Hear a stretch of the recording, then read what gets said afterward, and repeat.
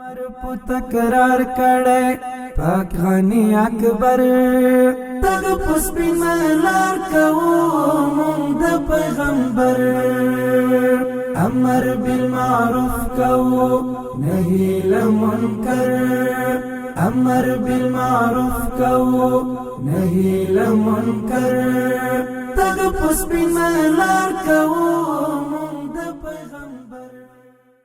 د شکایتونو اوریدلو په پار ټاکل شوی حیات په جورجان ولایت کې خپل ورځنی رسمي سفر پای ته ورساوه. د امر بالمعروف نهی عن المنکر او شکایتونو اوریدلو وزارت اړوند د ارجاع او پیګیرۍ رئیس مولوي جانان آغا او د وزارت د علمي بورډ غړو خپل رسمي سفر چې جورجان ولایت ته د وزارت په هدایت د هیوادوالو د ستونزو د حل په موخه کړه او پای ته ورساوه. یاد حیا چې تر دې مخکې هم د هیواد 15 ولایتونو ته د هیوادوالو د ستونزو د حل په موخه سفرونه کړي و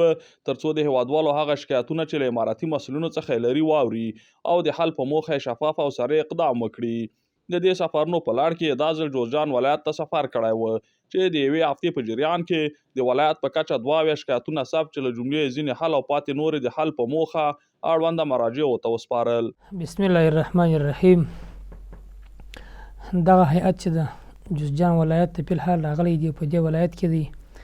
د جوزجان د ولایت څخه مخکې دغه هیئت د هیواد 15 ولایتونو ته سفر کړی دی د هیوادوالو د شکایتونو اوریدلو او د هغو د حل په موخه چې هدف او غرض د دې هیئت هم دغه دی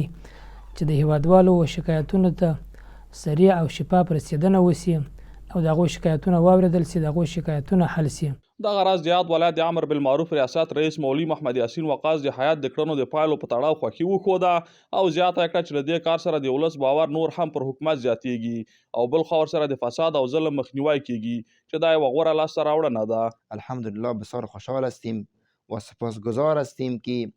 از رهبری امارت اسلامی افغانستان و خصوصا از رهبری وزارت امر بالمعروف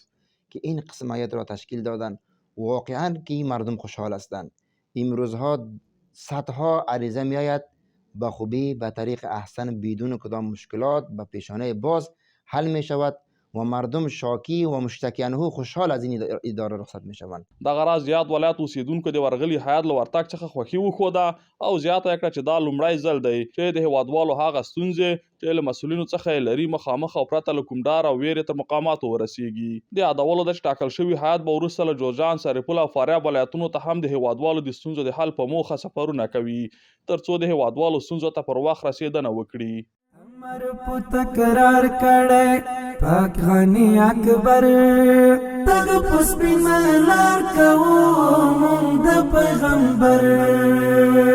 امر بالمعروف کوو نهی لمنکر